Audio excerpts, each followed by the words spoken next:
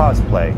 A portmanteau of the words costume and play is a performance art in which participants called cosplayers dress up as characters usually from anime, cartoons, manga, and video games. The first recorded cosplay ever took place at one of the world's first science fiction conventions, Worldcon, in 1939, with a turnout of just 200 people. Since then, cosplay has exploded in popularity with hundreds of thousands of cosplayers all over the world gathering at conventions and meetups multiple times a year. My name's Anthony Padilla, and today I'm going to be sitting down with some of the most talented cosplayers in the industry to find out why so many people take part in such an expensive hobby. Is cosplaying something people do just for fun, or is it an escape from a horrible reality? Hey, Stella! Hi, how's it going? Good! Hi. Kelton, Hi. Thank you so much for coming out. Jackie, thank you so much for teaching me a little bit about the wondrous world of cosplay. Oh, my pleasure. How do you refer to yourself? Are you a cosplayer? I refer to myself as a special effects makeup artist. I guess cosplayer, content creator, streamer. Cosplayer, but I also costume design professionally. What are you cosplaying as right now? I'm Cade Huseby from League of Legends, and this is like the new skin. I don't know if you saw the music video. It's like super awesome. Right now I am Red Sonja. This is one of the sideshow versions of Red Sonja. And so my character is based on the character Symmetra from Overwatch. And it's a male version, but also I combine 3 different costumes from the game. The Devi skin, the Oasis skin, and the Dragon skin. But also I went to different temples in Singapore and bought a bunch of Indian fabrics. Wait, so you traveled to Singapore to make this costume authentic? Yeah. How long does it take you to get in and out of your cosplay? So depending on the cosplay, like this one for example, when I have all 9 tails, it took me like 4 hours. 4 hours when this costume is fully done? Yes. Well, I'm only wearing like 1/4 of my costume today. The actual costume had like a giant rotating Dharma wheel in the back that had another of these faces on the back. So how long does it take you to get on that full costume? The full costume probably be like 4 hours of makeup.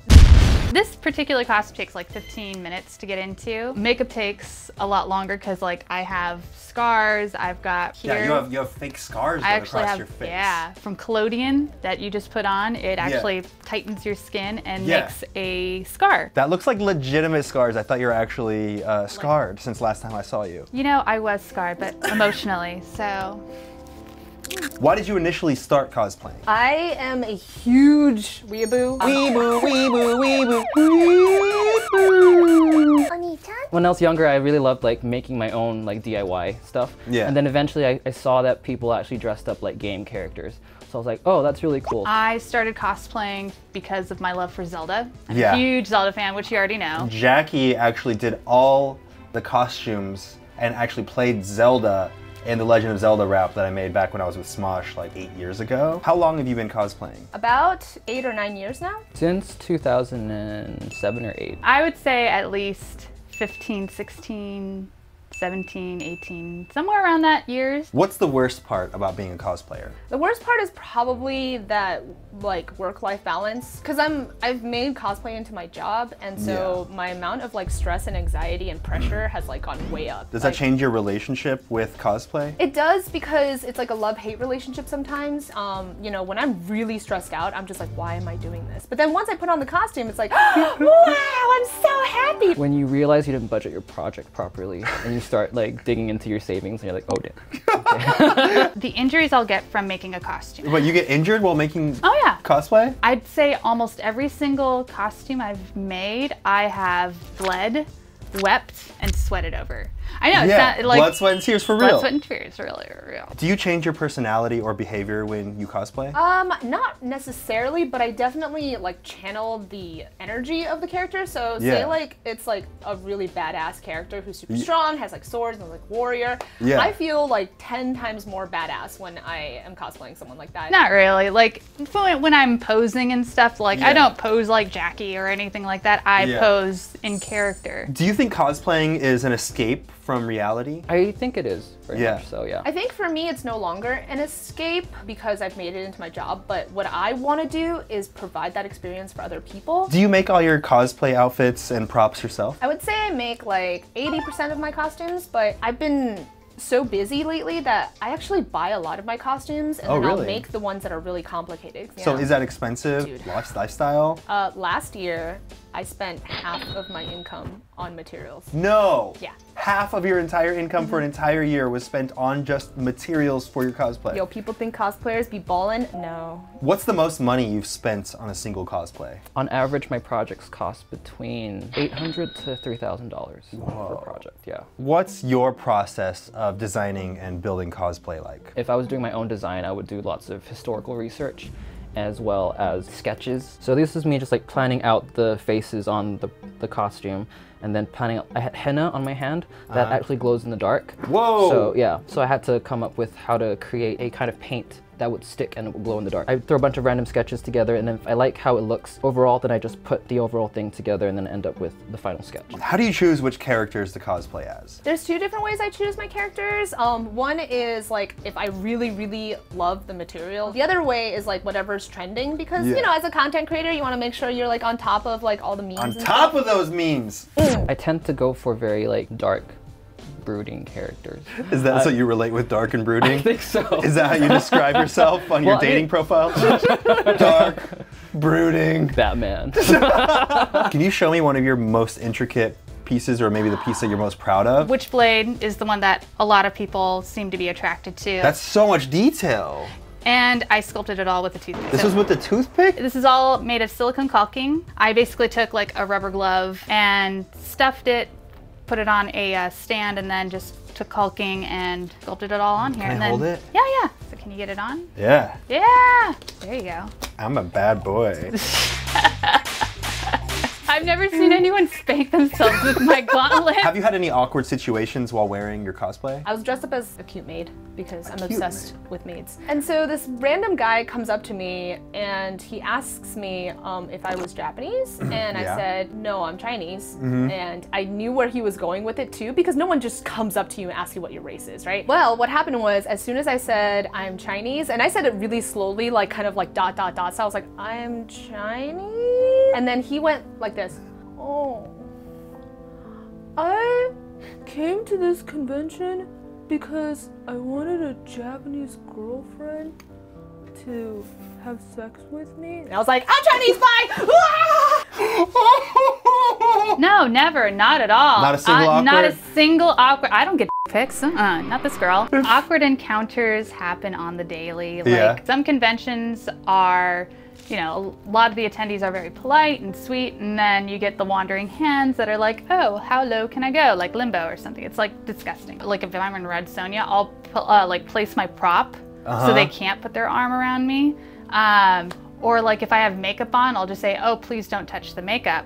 Like you can't say, get your hands off me, off my booty, and because you know, people think you're mean, or you don't say that because it's mean. That seems like a. I know. That seems like a fair boundary. You would think, but I've been told I was a bitch for that kind of stuff, and so I do tell them, like I'll say, hey, stop that, and then I'll read about like, oh, she was a bitch online, or like, you know, whatever. I'm so sorry you have to deal with that. That's not right. No, it's not. Do you plan on being a cosplayer for the rest of your life? No, I plan on dying one day.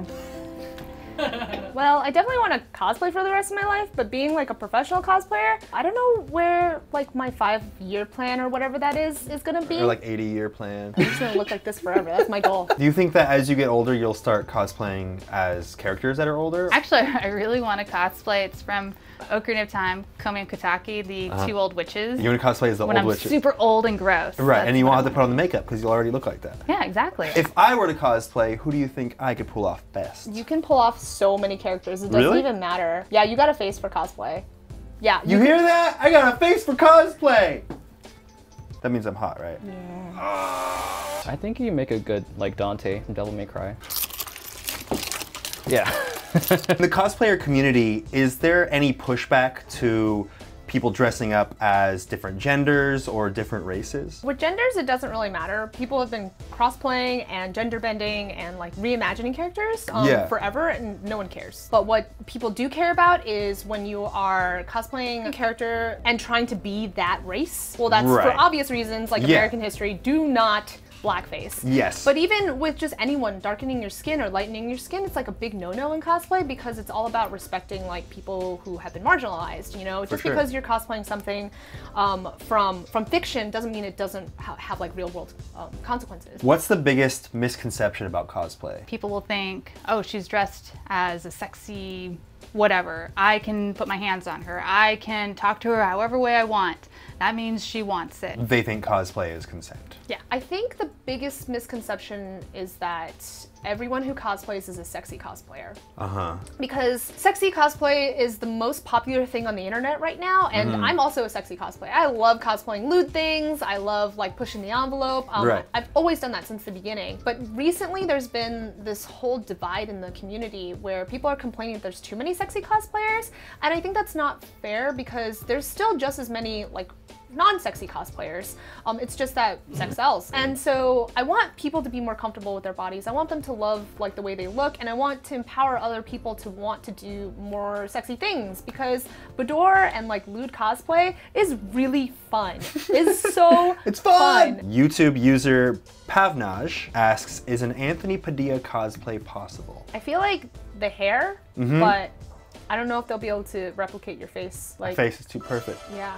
I don't know if they'll be able to. I will cosplay Anthony Padilla. You're gonna you would cosplay? I will get the wig. You would cosplay as me? So, yes, I will do it. Comment below if you want to see Jackie cosplay as me. You have 5 seconds to shout out anything you want. Go. You can find me on Facebook and Instagram as Kelton Effects, and I make like masks and stuff like this. Follow me on Instagram, Jacqueline Goner. Follow me on Patreon, Jacqueline Goner. Twitter, Jackie Goner. So check me out on StellaChew.com, Twitter StellaChew, Instagram StellaChew. I feel like now I understand the wondrous world of cosplaying. After spending the day talking to some of the best cosplayers in the industry, I've come to understand that cosplay is so much more than just wearing costumes. These passionate artists bring their most beloved characters to life and embody their heroic confidence and personalities, each with their own flair. Cosplay is a way of connecting with your favorite communities through creative expression, which is something we could all learn to embrace in our own way. See you later, bye guys. Press a like.